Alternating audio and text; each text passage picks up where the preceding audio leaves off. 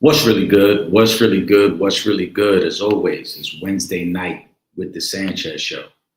I'm your host, Eric Sanchez, aka Legend in Two Games. Make sure you subscribe to the podcast. We stream every Wednesday night, 7:30 p.m. over on YouTube, Facebook, and Instagram. If you're over on Instagram, bear with me. I'm flipping back and forth to make sure I get the comments. Shout out everybody out who locks in. With that being said, hope everyone is enjoying their Wednesday. My brother Will Gordon will be joining the show shortly, as always, for our segment called The Opinionated Ones tonight. A lot of NFL talk. We're talking AFC West. It is a slow news cycle, slow media cycle, aside from a couple of things. So I'll give my thoughts and opinions on things. Obviously, as the comments come in, we're going to get to those as well.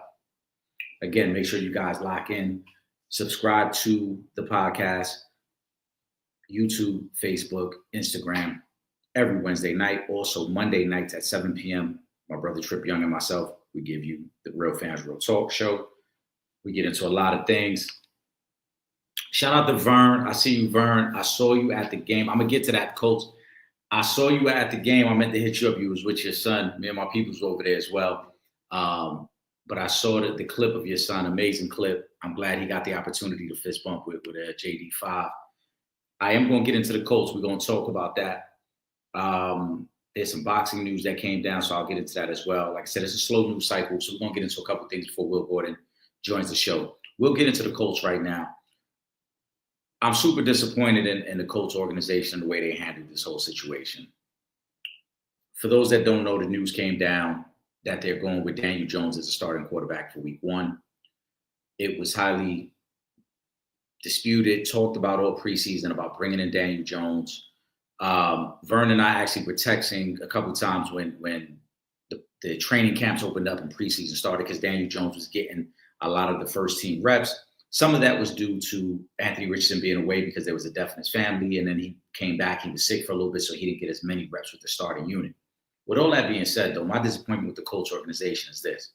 When we drafted Anthony Richardson 3 years ago, he was a raw prospect then. He had not even had 20 college starts. I think at that point, he only had about 13 to 15 college starts, right? But he was coming off a really good year, and people were really wowed by the physical tools that he had that last year at Florida. But we drafted him. We knew he was a raw prospect that was talked about throughout the draft process, that was talked about when we selected him and we brought him in. And then we handed him the keys right away. And we made it known that we were willing to live with his mistakes and live with his growth and hope that on the back end, the development would be so great that, hey, it's like we went through a couple of years of him struggling to then get to where he's at, where we need him to be. He gets injured his first year. He only plays 3 games. He's inconsistent last year, sits out a little bit of injury. It kept playing this back and forth between him and Joe Flacco at quarterback. Some of it was due to injury. Some of it was due to just struggle in his play. Going into this season, he's only had 16 NFL starts. So you're talking about his last year of college and through 2 NFL seasons, you're talking about 30 total starts. The kid hasn't played enough. He needs more reps. And that's why I didn't understand this rush to say, well, we got to get him a quarterback to compete. And if that's the case, then go after a proven veteran who can come in and compete for the job. Don't go after Daniel Jones, a guy who's got 70 NFL starts. He struggled in his own right throughout his time in New York. And he had every opportunity to prove he was the guy in New York. He showed he wasn't the guy. And now we're giving him the chance again over a guy who I feel could be more dynamic, a guy who has a higher upside. But more importantly, we're not built to be a Super Bowl contender right now. What's this rush to have a veteran come in and try to take the job from Anthony Richardson? If anything, we should be living and dying with the mistakes and understanding that this is part of the learning curve and the growth of this team. This team is super young. There are no veteran receivers. Michael Pittman is probably the only veteran receiver on this team. You're talking about Michael Pittman, who's been in the league 5 years, 6 years. There isn't much veteran leadership on the team on either side of the ball. This team is young. It's a rebuilding stage for this team. It's been understood for quite some time that they were trying to figure out the quarterback situation. That's why Shane Steichen was brought in 2 years ago. Daniel Jones, to me, is not the answer. Also, I just don't understand from the perspective of, all right, you bring in Daniel Jones. Even if Daniel Jones is good, let's say he surprises us and he has a Sam Darnold type season like Sam Darnold had last year. That does the Colts no good in the long term because now you're still back to square one on the quarterback. Would you be giving Daniel Jones an extension to be your long-term quarterback? Would you then be in the draft hoping that somebody falls to you? I would much rather live and die with Anthony Richardson right now. And if he's great or he shows development, then at least you know you have something for the future. And if he doesn't, you're probably drafting in the top 6 anyway, and then you could just move on at the quarterback position. But to me, Daniel Jones is probably going to be just good enough for this team to win 6 or 7 games, not be in playoff contention, but still not be high enough to get an impact quarterback. And you're right back in the same situation again. Vern said in a few weeks, so much will be happening. Absolutely. Vern, we got to get you back on the show as well, because we got to get into the picks. I got a couple futures picks I'm going to send you, a couple of tickets I've already put in on potential playoff teams that miss the playoffs, player props. Has the GM been fired yet? No, Chris Ballard has not been fired, but I get the impression that this is probably the year. Chris Ballard has made some very questionable decisions at quarterback. He was the guy who went after Carson Wentz. Him and Frank Wright, obviously, went after Carson Wentz. He was the guy who drafted Anthony Richardson.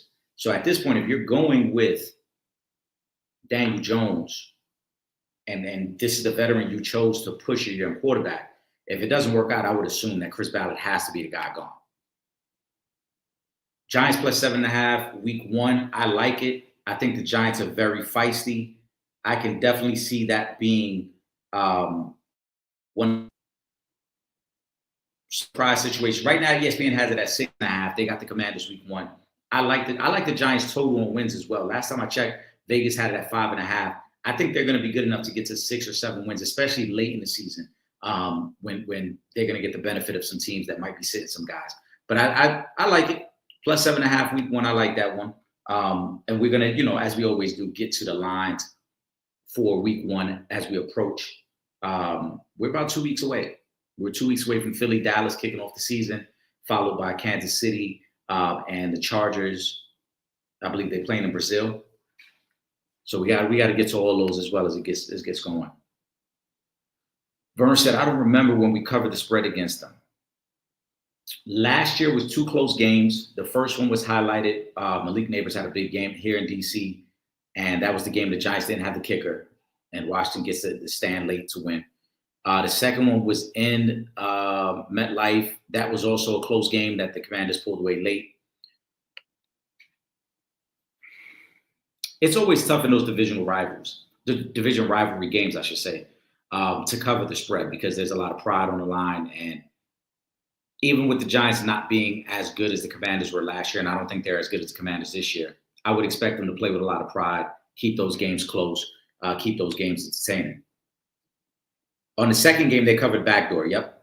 On the first game, that was the game Malik Neighbors actually set them up in position. If they had a kicker, they would have had an opportunity to try to go for the win. They didn't have a kicker. And then I think you guys had an interception late in that game. Yeah. Vern says 6.5, way too much with that defense. I'm interested to know, Verna, let me know in the comment section. I think Jaden Daniels is a great quarterback. I actually agree with a lot of the praise. That he's received this offseason in terms of being a top 10 quarterback. Some people even have him as high as the top 5 quarterback. I agree with all those things. But Vern, let me know what you think of that offensive line, because I can't think of much improvement they made on the line. And with a lack of running game, I just hope they're not putting too much on Jaden Daniels in year 2. But you let me know what you think of the line at this point. Both games, like I said, Commanders close games against the Giants. I expect that to stay that way this year as well. And for those that don't know, Vern will be joining us during football season. We go over the lines. We handicap some things. Tunzel, that's true. You did bring Tunzel in. That's my only concern with this Commanders team. Is the offensive line good enough to take the next step? Because I think Jaden Daniels proved what he can do. He was extremely, extremely pivotal and clutch in the playoffs. I expect the development to continue with him. I expect Cliff Kingsbury, again, to continue to get very creative now with Debo in the mix. They'll figure some things out there to utilize Debo in that running game as well as the passing game. The offensive line is my main concern with the Commanders. So I've been on record as saying that. That's my main concern with them. But it's going to be a great football season. Tonight, we are talking about the AFC West. As I mentioned, my brother Will Gordon will be joining very shortly. He is a fan of the Chargers, so I know he's got a lot to say on what he expects to see in that division, where he expects to see the Chargers go this year. Can Justin Herbert take that leap? We've been waiting on him to take that next step up. He hasn't done it. He's only got one playoff appearance in his career. To me, that's the most unsettling part of all of it, is that there's a guy with a world of talent, but we keep expecting him and waiting for him to take that next step, and it hasn't happened. And meanwhile, we've seen other quarterbacks with less talent around him continue to be successful. Vern said, yeah, average offensive line at best. I agree. Like I said, that's my main concern with the Commanders. Chiefs will win again. You talking about the division or opening night? Rashawn Slater being out is going to hurt. I know there are people that are going to say, oh, well, they got Joe Alt. Yeah, but the plan was to have the bookend tackles, Rashawn Slater and Alt, and have that power running game. Now you've got a rookie starting at left tackle for you. Stick around, Vern. We're going to get into the division. I still like the Chiefs. I think they're the best team top to bottom, but I think it gets very interesting because the division as a whole is very, very good. It's probably the best division in football now, I think. We saw last year that AFC North had 3 teams win at least 9 games. 2 teams make the playoffs. The Bengals just missed being the 3rd team to make the playoffs. I know that NFC North had 3 teams last year, but I think the AFC West is probably the best and most competitive division because even the Raiders, as a 4th place team in other divisions, would be a potential wild card team. This year, they're going to be a 4th place team just because the rest of the division is so good. So I think the AFC West is that talented. But I like the Chiefs to win the division as well. I'm gonna go more into my reasoning later on once we get Will on the show. Vern, let me know what other lines you like week 1. Vern said NFC North was so damn overrated. Yeah, they went 0-3 in the playoffs. The Vikings and the Packers and the Lions really were humiliated. I'm interested to see, and I talked about this last week, I'm interested to see how the Lions bounce back because the beating that the Commanders put on them, that's one of those blows to the ego that sometimes you don't recover from. The Lions for most of last year were, in most people's account, as good as the Eagles. They were one of the most dominant offenses most of the season. And then the Commanders went up and pretty much dominated them and scored whenever they wanted to score. They went up and down the field on their defense. And I know some people will say, oh, they were injured, they didn't have Aiden Hutchinson. Yeah, but they still had time to prepare for the Commanders. They had an opportunity. They were the number 1 seed. They had the opportunity to prepare for the Commanders, and they were not ready at all. And so I'm interested to see what they do now coming back. Are they able to reclaim kind of that swagger they had last year? They're missing both coordinators, offensive and defensive coordinators gone. And we've seen in the past, teams have struggled when you have that type of change and turnover within your locker room. Can they get back to the swag that they had last year? You know, what will happen the first time that they get punched in the mouth? That's what I'm interested to see with the Lions. Underdogs run week 1 against favorites with high expectations. Yep, that is the case. Lions under wins, Bears under, and 49 under. I'm assuming you mean 49 under wins or locks. Bears. So on one ticket, I do have a combination of teams to make the playoffs and not make the playoffs, and the Bears are on there to not make the playoffs. They're not ready yet either. Again, they're in a similar situation as the Raiders, as I mentioned. I think the Bears have some talent, but they're still too young. Ben Johnson coming in, I don't know if this is going to be the immediate fix that everybody needs. And shout out to Vern, because Vern was one of the first people who said he thought Caleb Williams would struggle at the next level. He thought it was overhyped there. He talked about that prior to that draft. I just don't think the Bears are ready yet. You're talking about a new offense for Caleb, but not only for Caleb, for everyone else. You got receivers that got to learn a new offense. You got O-line, running backs that got to learn a new offense. And for some of these guys, you know, DJ Moore, Rome Odunze, Caleb Williams, this is their 3rd offense in 3 years. You know, for Rome and for Caleb, that's going back to college. For DJ Moore, he was in Carolina, then Chicago, 2nd year in Chicago, but now another offensive coordinator. So some of your key guys are learning a new offense for the 3rd straight offseason. It takes a little while to kind of get comfortable with that offense. They may be a team that gets hot in the second half of the year, but I think that there's going to be a lot of struggles there for the Bears again this year. Ben Johnson isn't ready. Him and Caleb won't mesh. 6 wins or less. I mean, it's fair. Like I said, I think there's talent. I just don't think that they're playoff ready. So 6-7 wins might be their ceiling. Probably do that division. We talked about that division, but I'll go into my predictions probably on next week's show once I break down the whole schedule for everybody. But again, I think they're a 4th place team. I wouldn't put them above anybody else in that division. of the NFC North. I don't think they're that good. I don't think they're not as good as Detroit. And like I said, Detroit's going to have a little setback. But Detroit probably still is the best team in that division.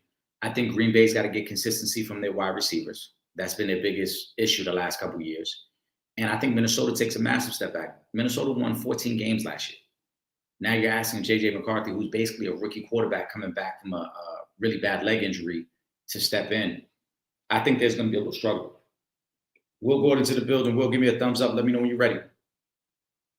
But, yeah, that's how I see that division playing out as well.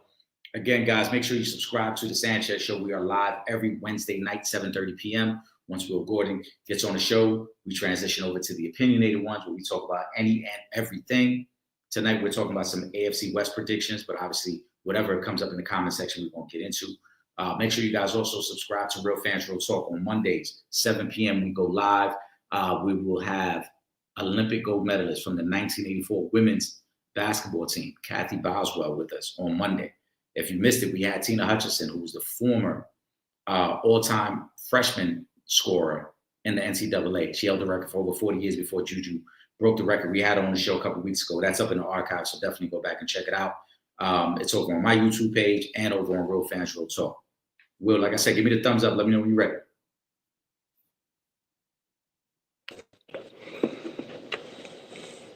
Bring your phone sideways. Oh, my bad. My bad. Hold on, let me elevate my joint. What it do, baby? Will Gordon is definitely in the building. I was just going back and forth with Vern. Vern was in the comment section over on Instagram. Shout out to Vern.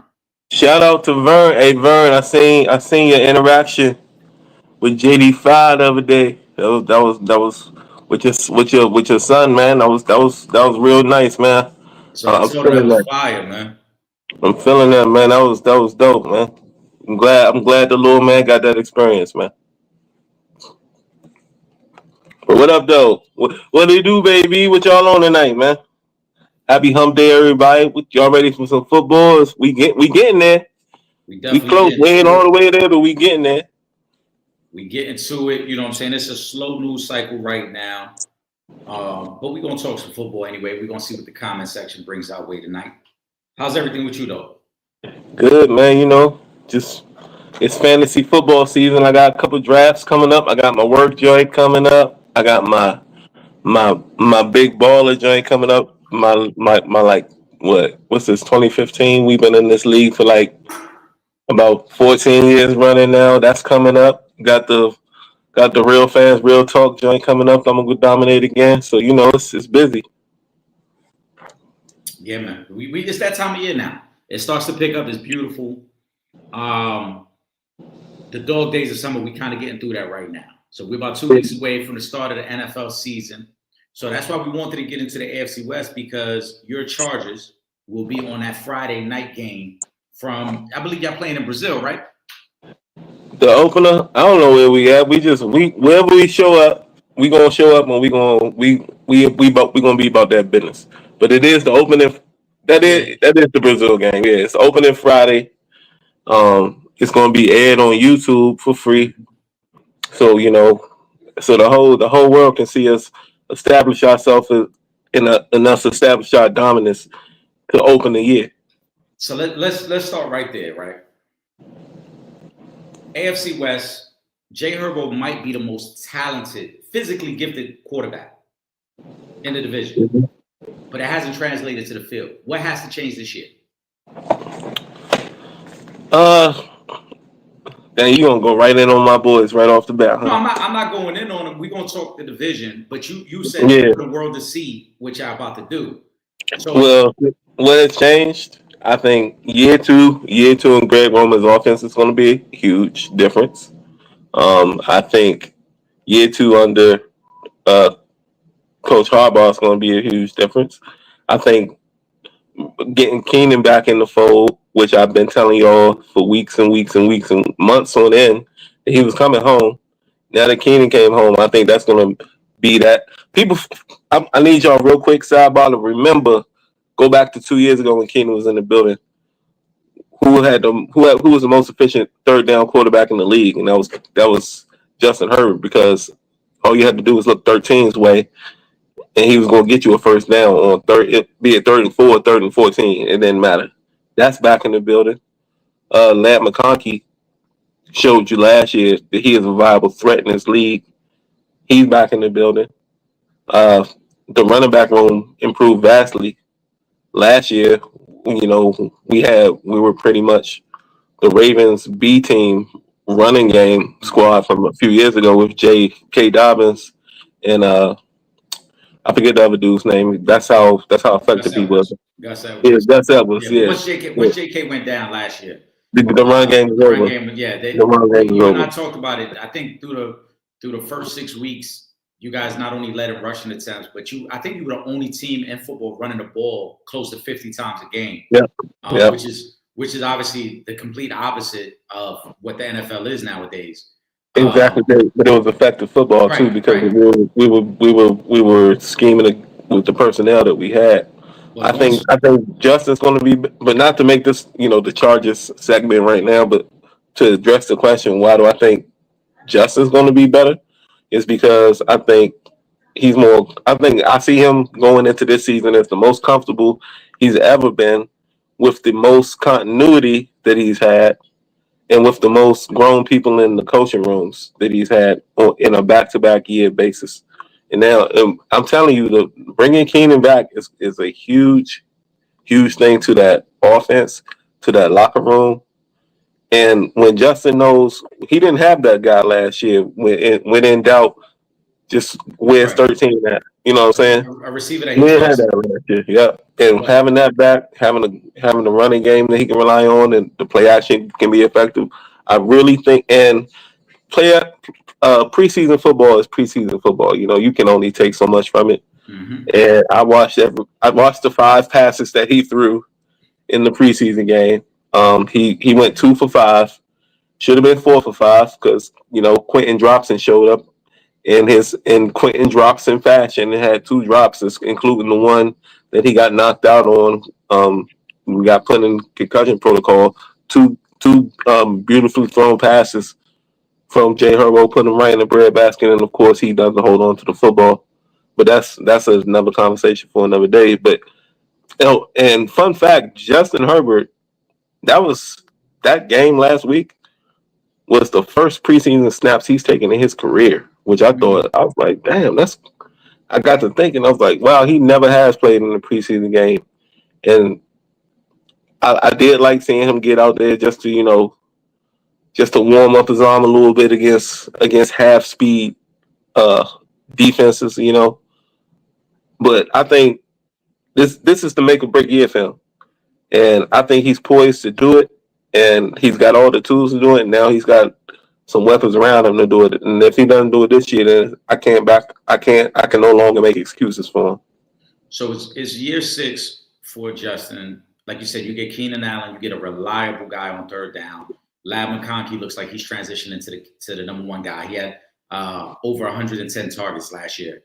Went almost 1,100 yards, or did he go 1,100 yards last year? I think he was just under. No, he got. I think he had 1,199. He had 1,199. I think. Yeah, he went over 1,100 yards last year. So Lad is obviously your number 1. You don't have Jesse Palm anymore. Who's going to be the 3rd dude? Well, that's what we addressed that in the draft. We went and got Trey Harris in the 2nd round, who's looked phenomenal all throughout camp. I expect him to step in as our number 3, and keep an eye on this another kid we brought in that he can be sneaky, like one of those guys that I hate to say, like a mid to late season fantasy pickup that might be on like a hot waiver wire addition. Keandre Lambert Smith. This kid he has the tools. He's a lengthy receiver for us. He can make tough catches. He's pretty much kind of like Quentin Dropson, but he's shown a tendency to hold on to the football for the opportunities that he's had. Vern, I'm assuming Vern was referencing Lad McConkey. He goes, he isn't a true number 1. I agree. I don't think Lad is a prototypical number 1, but in this offense, yes, he is their number 1. Hey, You get 100. You like I said, you get 110 plus targets. They're running offense for you. Is your number one. if a and this is where Vern, if he was black, he'd be Terry McLaurin. No, I don't think that's the same comparison. Listen. Why I'm telling you this. Well, first of all, his numbers as a rookie were way better than Terry's, and you can say it because of the quarterback or whatever. But he's a smaller receiver that gets open no matter what, and I mean he beats coverage, and he doesn't drop the football. So why isn't he in number one? No, I think Because of that. his size? Well, I Is it think because that because plays a he's not major. 6'4"? No, it's not that he's just not 6'4". I just think their style of play is completely different. When we talked about Terry, right, and as I mentioned to you before, Terry makes a lot of tough in traffic catches. Terry's never a guy you see him running down the field just wide open, blazing past the defense. It's like a lot of contested tough catches. Pat Mm-hmm. McConkey, a lot of what he did, and this is not to knock his game because he was very productive. A lot of it is schemed up. A lot of it is schemed up underneath stuff to get him space and let him operate. Because I just don't think he can make the same contested catches that Terry makes. Their body types are so different. If you're throwing to him in tight coverage, he's probably not coming up with the same catch that Terry McLaurin is coming up with. But who? See, I disagree because I watch pretty much every snap. When when was he not the focal point in the passing game? Who? McConkey last season. When was he not the Yeah, focal point? you could be the focal point of the offense and still not be the same But type I'm of player talking that about for Terry is. I'm talking about as far as who the defense was focused on. Who else were they Yeah, focused on? he's the number one target, so you're trying to take him out. But when But you're lining up, he constantly beat no, coverage. hold on. But it's a lot tougher to roll coverage to the slot guy. When you're playing in the He's slot, he plays in the slot a lot. Let's not act like Glad McConkey doesn't play in the slot. So it's very tough to roll coverage that way. When you talk about a true number one who's playing on the outside, you see roll coverage over the top, you see linebackers underneath. With the slot, and a lot of that is option routes. It's no different than what Wes Welker was doing for the Patriots for years. It's a lot of option routes out of the slot based on what coverage you get. If they're sitting zone inside, I'm breaking outside. If they bracketed me, I'm just stopping right here on a little 7-yard back cut. That's all it is. Most of his slot routes came out of motion though, so Lad, he wasn't lining up in the slot. You talking about Lad or Wes? I'm talking about Lad. So doesn't that make it even tougher to roll coverage away?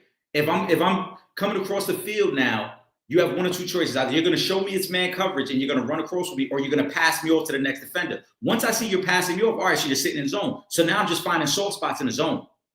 But they play a high two move. They start Lad on the outside, motion him inside the inside receiver, and then work. So that like he wasn't lining up next to the tight end. That's what I'm trying to say. He was lining up on the outside. On a lot of plays, he was motioned in. But if we facing man, the number one receiver is still covering him. I mean, the number one DB is No, still covering him. not all the time. Dude, I'm telling you, I'm watching this. I'm watching this thing very I closely. think again, I'm He watching was it not too. he's not a conventional slide at all. And somebody recorded it was a couple weeks ago. Somebody in a after practice session was interviewing him and asked him about. He was like, "Why do y'all keep calling me a slot?" He's like, he said, "Look at the numbers. I did not play. Most of my routes were not in the slot last year. It's just we look at a short white receiver that gets open underneath, and we automatically welcome him, and we automatically put him into those receivers that Tom Brady had that were effective underneath. That's just because he was effective underneath does not make him a slot. He was, and as he said himself, he said, I play outside a ton. I'm just considered a slot because I do a lot of damage underneath." Last year, I had to look up the numbers just to double check. Last year, he played 71.5% of his snaps in the slot. And then, but how many at the snap? Where was he at the time of the snap? Yeah, you might motion him different ways, but again, from the slot, it's very difficult whether you're talking about putting a number one corner or rolling coverage. Once you're in the slot, we become limited in what we can do because there's too much space for you to operate in. I'm not going to put my number one corner on. Now, if it's a third down situation, that's different. If it's a third down situation and I got to have to stop, I probably will shift my number one corner over to you and try to take my chances there.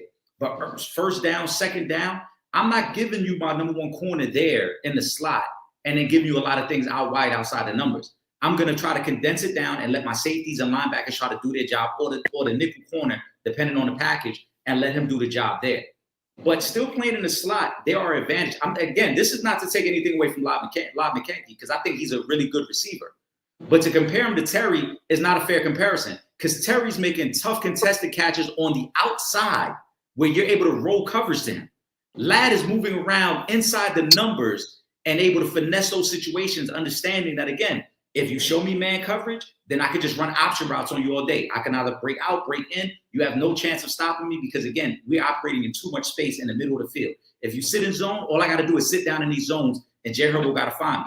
There's a reason why when you look at the big playmaking receivers, and not to say Ladd wasn't great in what he did, again, big playmaking receivers are catching the ball 25, 30 yards down the field. Most of Ladd McConkey's catches are between the 7 to 10 yard range. And then he's moving around after the catch.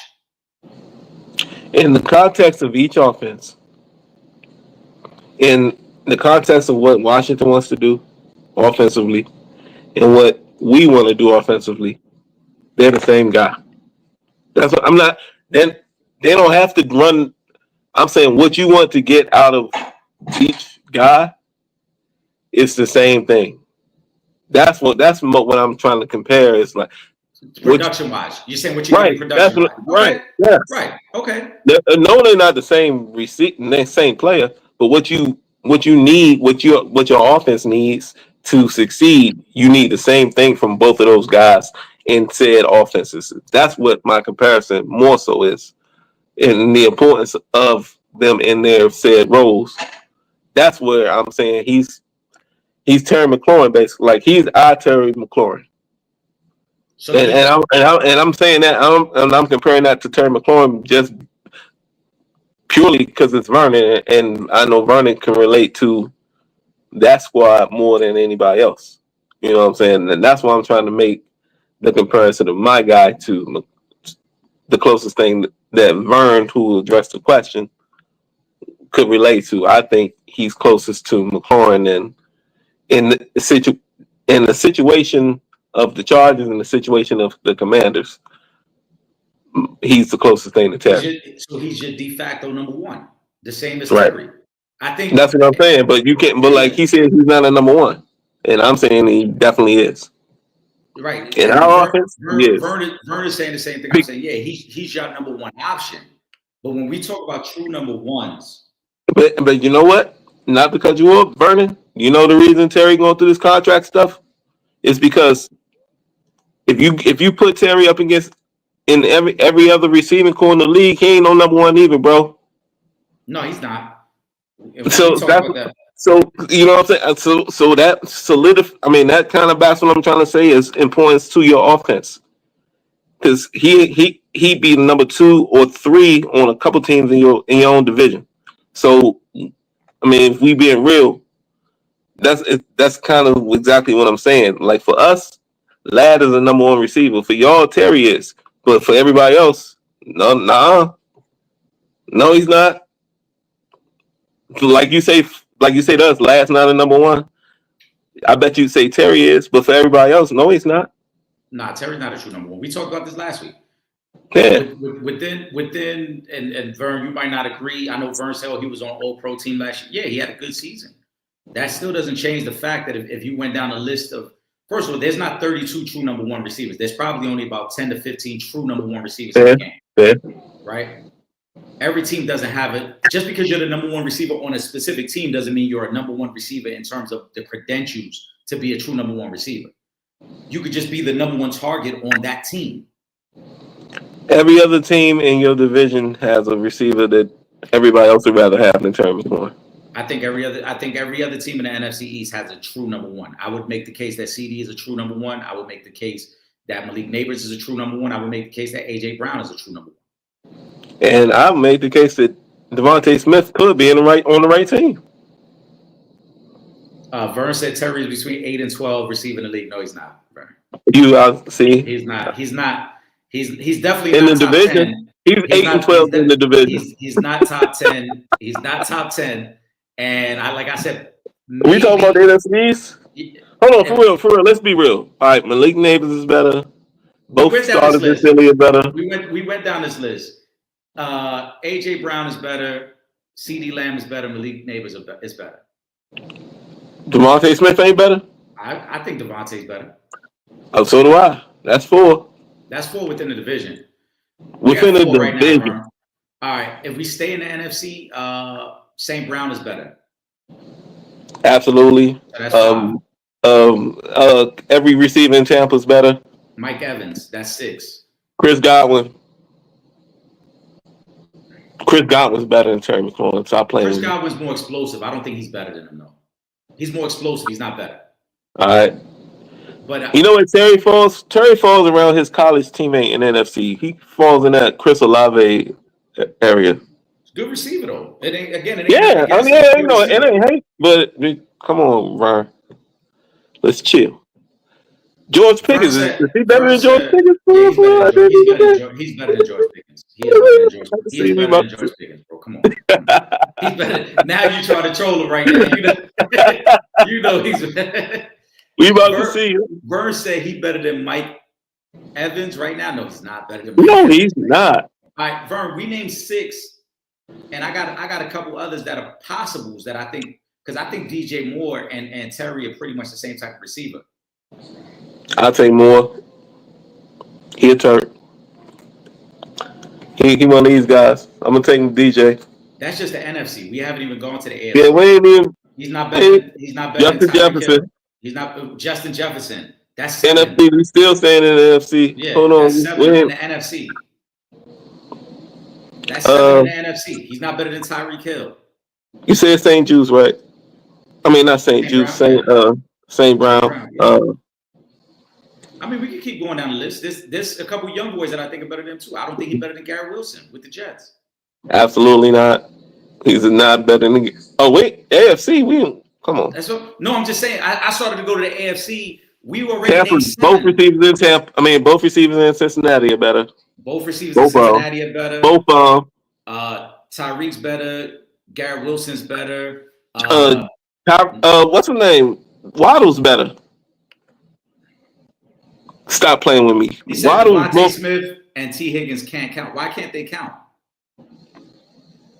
Why? Because they number 2s on their own team that's better than your number 1? Why can't they count? You telling me you wouldn't take T. Higgins over Terry McLaurin? You like your mind. I love Vern. I love it. I love it, man. You a fan of your squad, man. You can't say that when they help. When they what? Hold on. And if you put them on the Commanders, Terry would become the number 2 next to them. Absolutely. From immediately. If they wanted his locker, they take it. Period. Period. It wouldn't be no discussion. Let me ask you. Come on, Vern. Vern. Hold on. I got to keep Vern's comments up on this side, too. Vern is always hilarious in these debates. He said Garrett Wilson, he said he hasn't shown shit. You're telling me purely off potential, Garrett Wilson is not a more skilled receiver. Just off what you've seen so far, he's not a more skilled receiver than Terry McLaurin.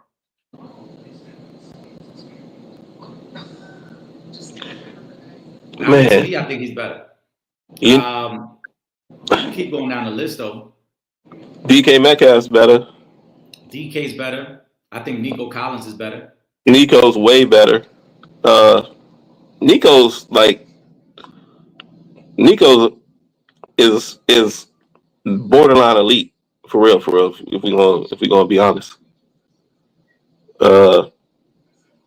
Still not 12. Vern, I just named off damn near 15 receivers at this point. He'd be a number 1 receiver for the Raiders. Who? Terry McLaurin. He'd be a number 1 there. I give him because the Raiders receiving core is absolute trash. It's Jacoby Myers and Hunter Renfrow. Renfrow ain't even there no more, I don't think. I think Myers is their number 1, and they got some young and Thornton who ain't nothing. He'd be number 1 on the Raiders. That's a good. Cortland Sutton or Terry McLaurin. I'll take Terry McLaurin. That's the class he's in. I think that's the closest class right there. Is that area?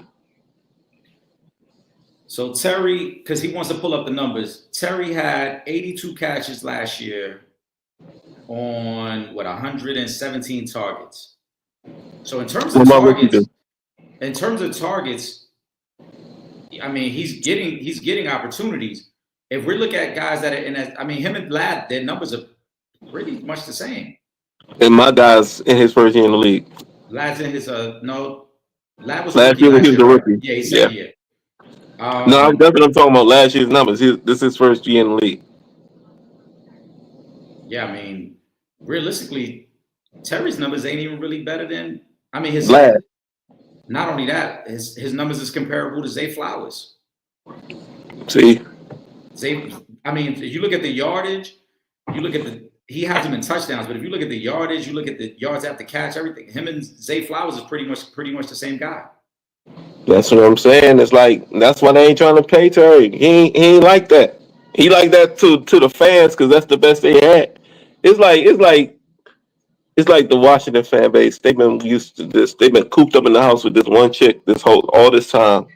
It's like they got stuck with this in the house with. I mean, if you want to say, right, but if you want to say, because Vern is trying to say, look at the numbers. If we're going to say that, then DJ Moore is definitely better than Terry.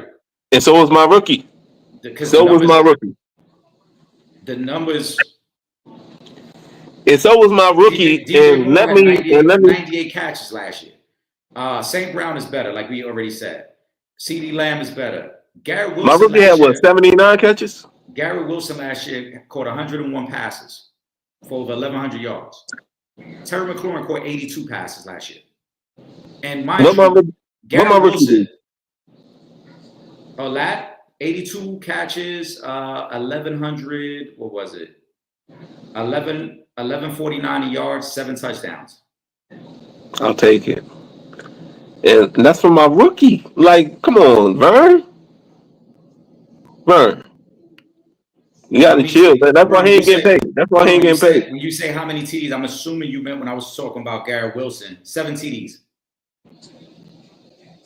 Yeah, man. Come on. Stop it. But if we go, again, the TD part of it, yeah, you're saying 13 TDs to 7 TDs. Who was most of last year? Aaron Rodgers was trying to throw the ball to Devontae Adams. And also, when I'm trying to explain, and my rookie did this in a Greg Roman offense. He wants to run the ball on defense. You know what I'm saying? All he wants to do is run the ball on my rookies, putting up that offense in a running offense. Again, in terms of catches, Terry McLaurin was 19th in catches last year. In terms of targets, he was 22nd in targets. Pretty mid for a dude who wants 30-something million a year. I'm just saying. That's about to be 30. Like I said, yeah, he had 13 TDs. Cool, Vern. He got targeted. Like I told you, he was damn near top 20 in targets. He got the opportunities in the red zone. He wasn't blowing the top off the defense, because he's only averaging 14 yards a catch. So it's not like we're talking about like a big play receiver down the field who's taking advantage of a lot of like deep passes. Terry to me is not an 8.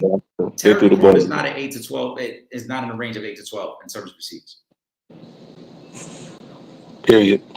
Well, let's get to the AFC West. We talked about the Chargers. They got the Chiefs opening night. Right now, the Chiefs are favored by 3.5. Tell me what your prediction is for opening night. I expect a blowout. I'm gonna just come out and say that, man. I expect us to, because I think Harbaugh is the type of dude that's been.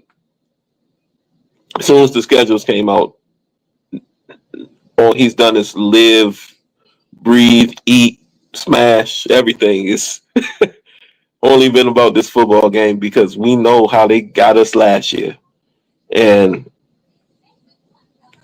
everybody's saying the Chiefs are going to fall off this year. I'm starting to rethink it a little bit that they're not going to fall off the cliff. But I think this is when I want to catch them because they're notorious slow starters. The Chiefs in the last few years, they get off to slow starts. It's a I don't new. know. I don't know about that. Last year, weren't they 6-0, 7-0 last year before they lost their first game? Were they? Yeah, remember they kept winning all the close games last year. They Oh, didn't the lose. close games, yeah. Yeah. But at the same time, they'll put up like 14, 17 winning football games last year, but the 2 to 3 seasons prior, slow starters. It was always every season always starts out with the talking heads. Oh, it's what's up with Mahomes. Every season starts that way. Mhm. This season's going to start that way again because we're going to go in there and blow their doors off. I think it's going to be a culmination of everything that's falling into place for us in this offseason. I feel like we had a great offseason. Besides the fact of losing Rashawn Slater for the season, our left tackle that we just I made think the that most. hurts. I think that hurts. Vern, I mentioned It, that earlier in the comment section. I think that hurts though. but that's where the drafting of Joe Joe Alt Alt. last year at the Yeah, fifth pick makes sense because he was going to play right, correct. but he played his entire college career. He played left, Yeah, so and that's an easy. even before Rashawn got hurt, there was already footage of him. They were letting him play left tackle in some of the drills. Yeah, and one of the most slept on free agency pickups was Mekhi Becton coming over from Philly, who is a mountain of an offensive lineman that has a ton of football left in him. So a lot of people sleep. Offensive lineman free agency pickups usually aren't noticed unless it's for your team.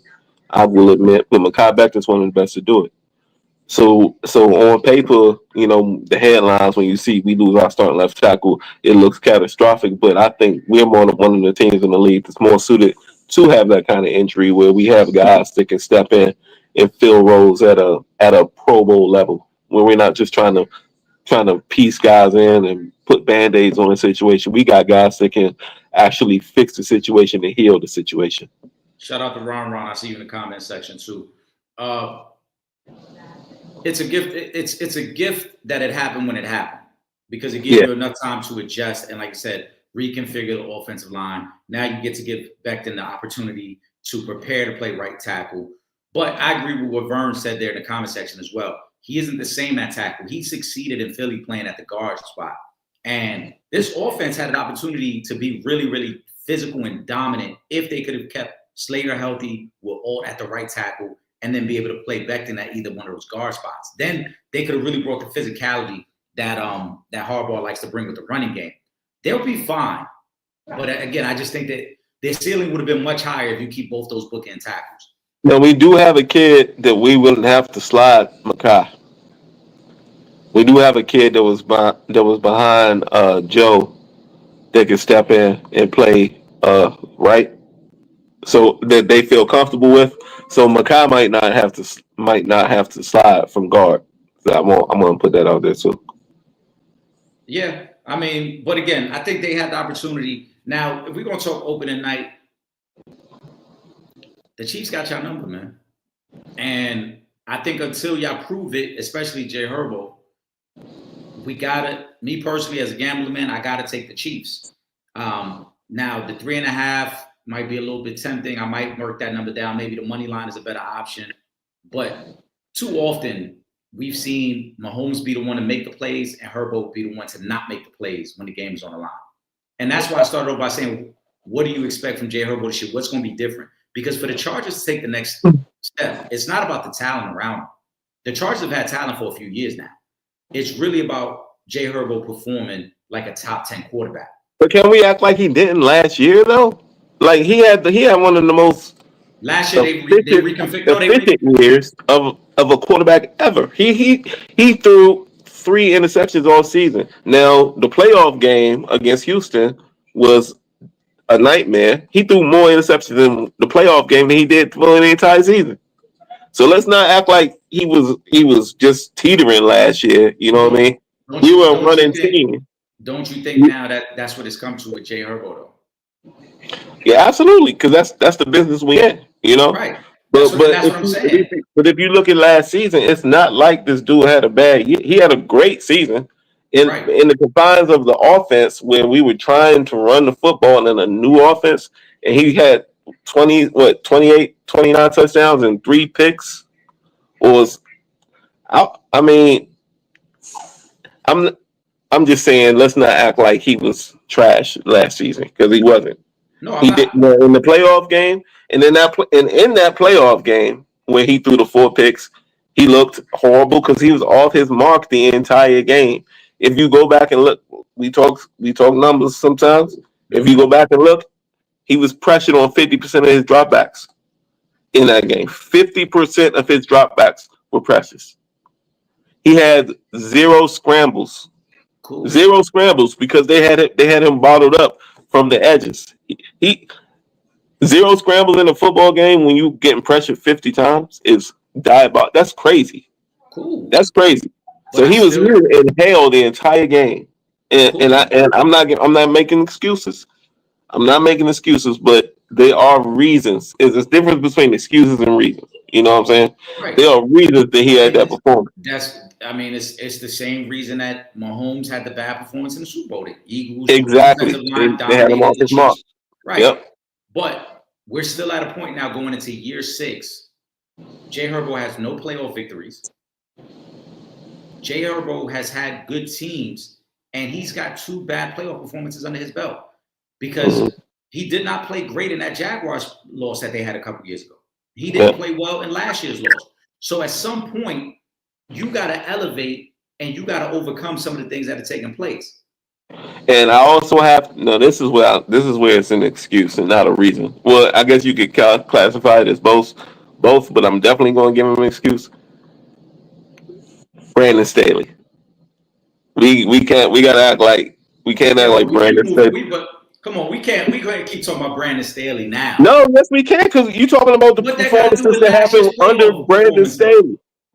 Brandon Staley is the same dude. Remember, we missed the playoffs one year because Brandon Staley was playing Okay, Madden in real life listen.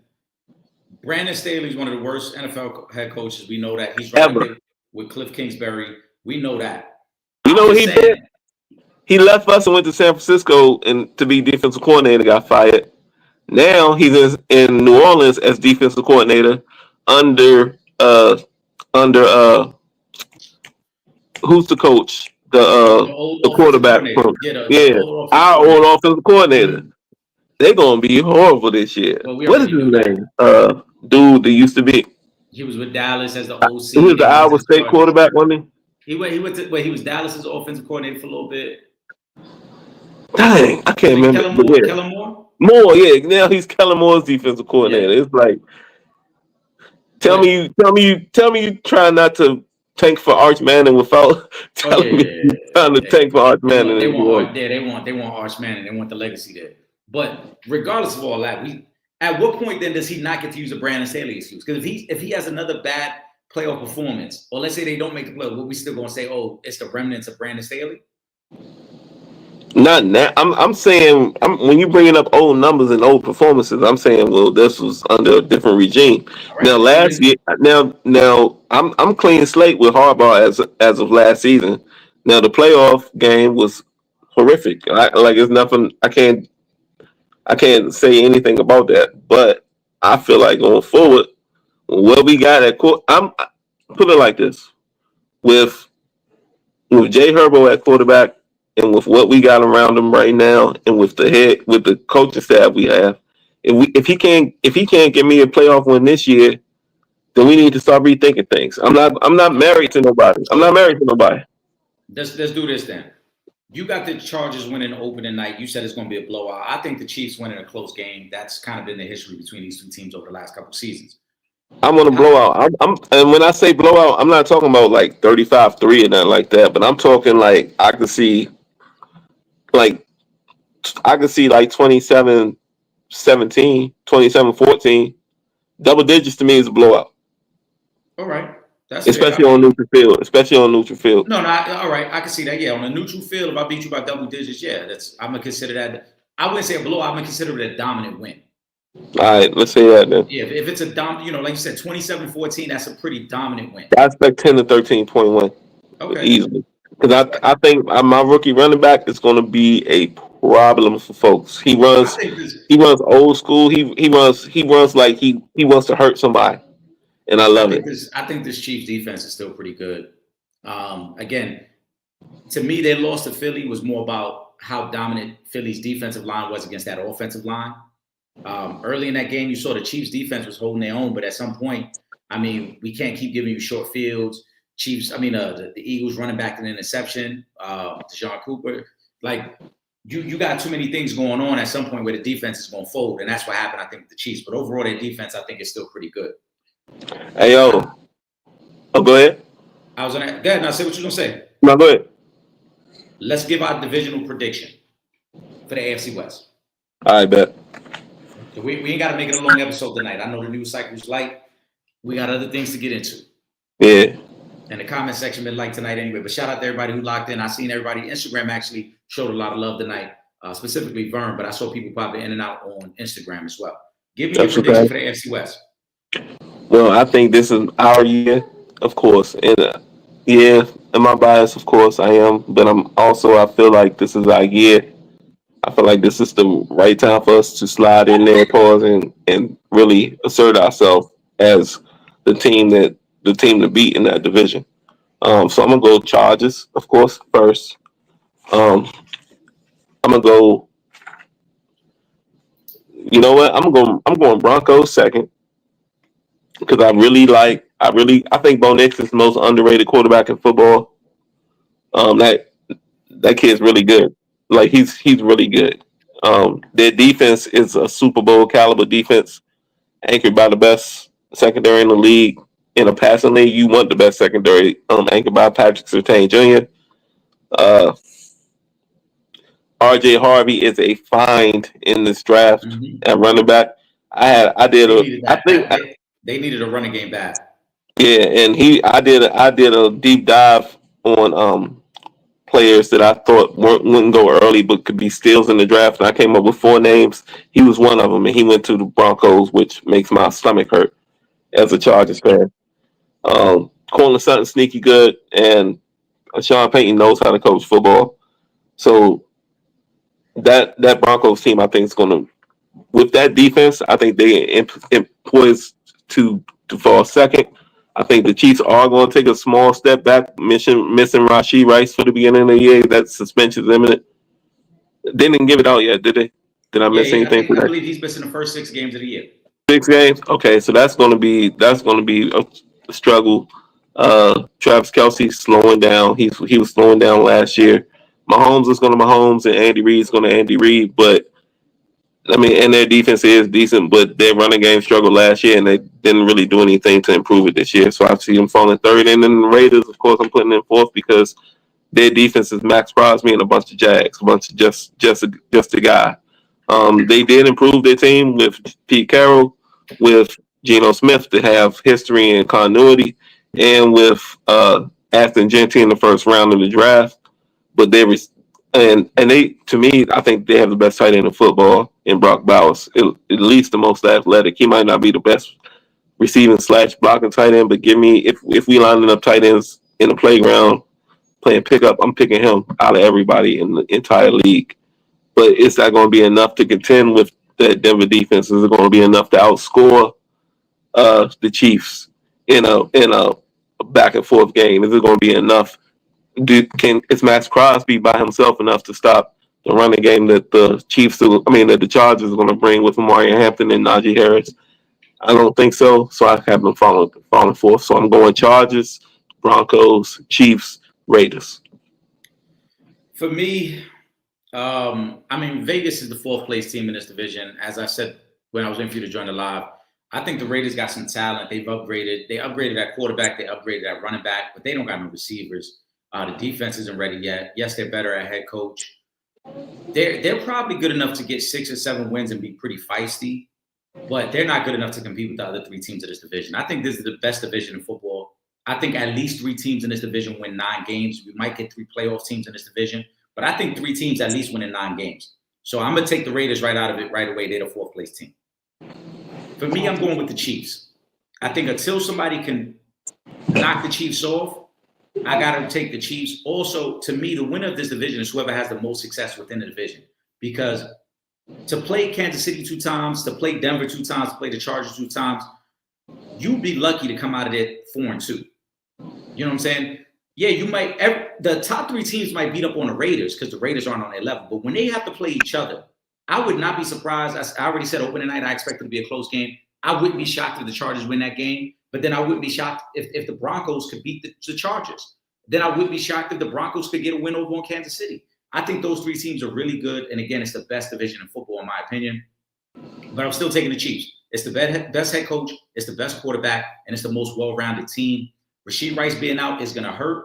But also, they played pretty much 70% of last year without Rashid Rice. So I think they're comfortable in what their offense is. A second year of Xavier Worthy, I think he'll just be more explosive. The one key guy that can make this offense explosive again, if he's healthy, is Hollywood Brown. Because if they can get Hollywood Brown healthy in the slot now, then it'll open up some things for Travis Kelce underneath and maybe be able to help with what they're trying to do with the running game. They just, aside from Xavier Worthy last year, they had nobody that could really get down the field. They need to get back to that in order to open things up underneath and to be able to open up the running game. So I like the Chiefs. For me, the second best team in this division is probably the Chargers. My only concern, though, Will, when I looked at y'all schedule, y'all got some tough games. Y'all fortunate y'all get them at home. The Commanders game, I think, is a tough game for y'all. The Minnesota game, the Philly I want to be there so bad. I'm just I saying. want to be there so bad, bro. But what's that, like week 4 or 6 or something like that? That's week 6. Yeah, I'm giving y'all the nod as the second place team. I think you guys have finished somewhere with 9 to 10 wins because, again, outside of the division, I'm not counting the tough games within the division. Outside, those are your 3 toughest games. You get all of those games at home. You don't have to travel. And I think that's an advantage that you guys have over the Broncos. Because when you look at the Broncos schedule, again, outside of the division, they got to play Cincinnati. They have to go to Philly. They have to go to D.C. and they get Green Bay. So I think outside of the division, their games are a little tougher. There's more toss-up games there where, again, talent-wise, they're good enough. Bo Nix, though, can he outplay Joe Burrow? Because that might turn into a shootout. Can he perform against that Philly defense? Because that's going to be a tough matchup. Can he outperform Jordan Love when they play Green Bay? Because, again, that's a good offense, and that's going to be a good game. So, to me, I think Denver finishes at 9 wins. I think the Chargers finish at 10 wins. The Chargers are going to be the second-place team. The Broncos will be the third-place team. I expect the AFC to get 3 teams into the playoffs, though, because I think only one team is coming out of the AFC East. I think only one team is coming out of the AFC South. So I expect the West to be able to get 3 teams in. It's going to be the Chiefs, the Chargers, the Broncos, with Vegas being the 4th-place team. I'm gonna go ahead and get my win total for my Chargers. I'm gonna give them 12 wins. 12-5. But I'm gonna say this too. If we lose to the Chiefs in week 1, we might not make the playoffs. Nah, I don't think so. I think that's going to be a tone-setting game, man. Like I'm telling you, it's a thing with us. Like if we lose on the neutral, because I think the second game is in Kansas City. I need to look at that to see where the second game's at. The second game is in Kansas City because they count in the Brazil game as your home game. Yeah, see, that's some bullshit. You know what I'm saying? This was going to be interesting about the Chargers, though, and this is why I said this division is so good. You guys get divisional games out the way pretty quickly. Week 2 is Monday night against Vegas. Week 3 is against Broncos. So we're going to know right away where you stand within the division. If you lose to the Chiefs, but you can bounce back and win the next 2 divisional games, you're in great shape. Because, again, like I said, the toughest but games. If we can beat them and win those next, then we riding high. If you could beat them, I'm gonna be honest. If you beat them, you get a chance to possibly start. Actually, you got the Commanders. You got them week 5. If you beat the Chiefs, you guys might get to 6-0. I'm not worried about the Commanders. Like you said, you got the Commanders. I ain't worried about them. No, that's a tough matchup still. That's a good offense, but I think y'all could do some things against that defense. But that defense ain't shit. That's what I'm saying. Y'all could go off on that defense. But you're talking about after the Chiefs, you got the Raiders, you got the Broncos, you got the Giants, you got the Commanders, you got the Dolphins. You could get, like I said, if you get past the Chiefs, you're looking at possibly 5-1, 6-0.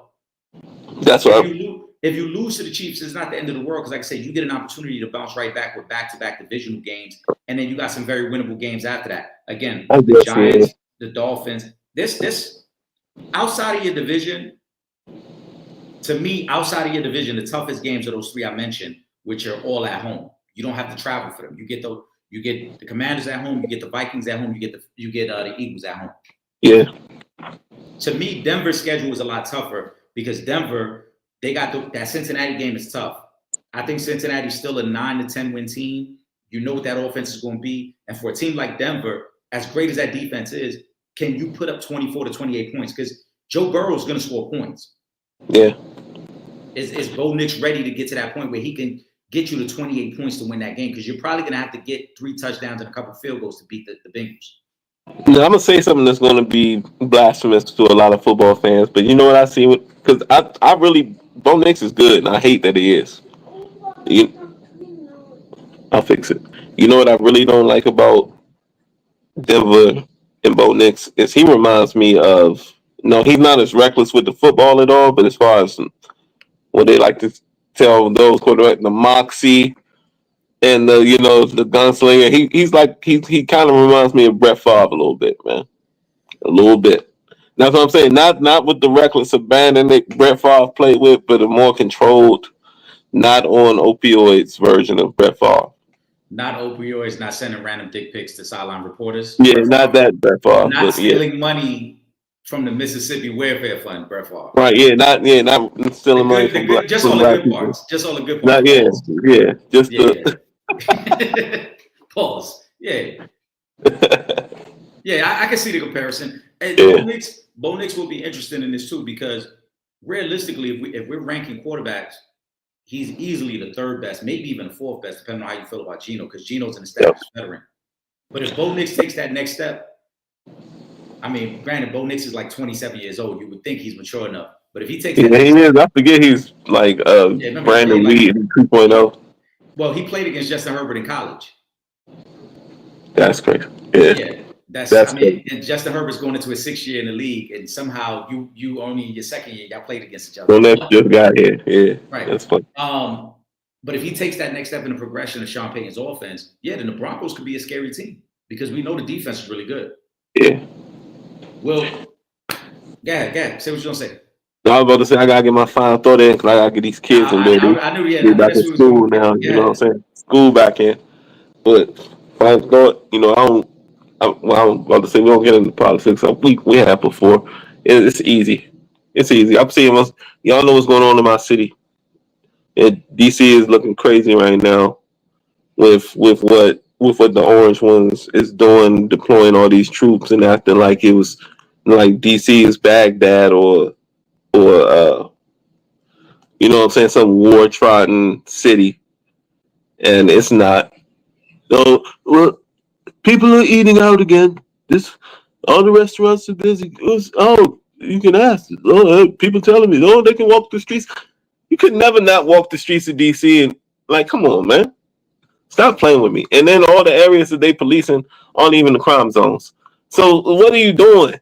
Stop playing. You know what he's doing. This is a distraction tactic. That's why I wore my DC flag. I'm representing my city and man, we don't want y'all on our streets. Get up out of there. Pack up. And everybody, the midterm elections is coming. If you ain't vote last time, I hope everything that's happened this year so far is showing you need to get up out there and do your thing, man. And punch that ticket, hit them ballots, man. And come on. Is it prevalent? Is it on camera right here? That's it. That's all we need. That's the vibe. Listen, it's the vibe, man. Get them up out of here, man. It's all a distraction tactic. You already know that. Yeah, you know what I'm saying? Yeah, you know what I'm saying? Release the five, all that. Much love. Follow us. Eric, I'm going to get with you real soon. We're going to talk, you know what I mean? Yeah, definitely. Do your thing. Listen, back to school, I get it. You know what I'm saying? Got to get the kids ready, man. But yes, sir. Yes, sir. Enjoy your night. Absolutely. Appreciate you, bro.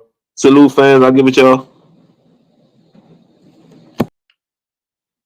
All right, y'all. Appreciate the love tonight. Everybody was locked in. Shout out to Instagram. Shout out to Vern. I see Ren over there. We got the questions coming in from Ron. We're going to save that topic. I knew we was going to be a little short on time today.